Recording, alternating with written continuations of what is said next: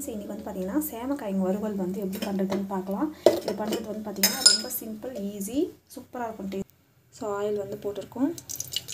நல்லா காஞ்சி பிறகு கடுகு சீரகம் சோ கடலை பருப்பு நல்லா வெந்த பிறகு நல்லா வந்து வதக்கிக்கோங்க.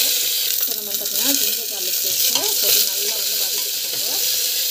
சோ டொமேட்டோ வந்து ஆட் பண்ணிக்கோங்க. நல்லா இதையும் வந்து வதக்கிக்கோங்க. ஸோ பெருங்காயம் வந்து ஆட் பண்ணிக்கலாம். கல்லுப்பு வந்து ஆட் பண்ணிக்கலாம். டேஸ்ட்டுக்காக கல்லுப்பு வந்து ஆட் பண்ணிக்கலாம். சேமக்கிழங்கு வந்து ஆட் பண்ணிக்கலாம்.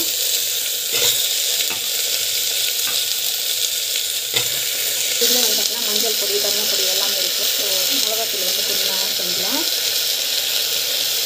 இது நல்லா வந்து கலக்கிக்கலாம். கொஞ்ச நாள் வந்து வேகட்டும். ஸோ இது வந்து பார்த்தீங்கன்னா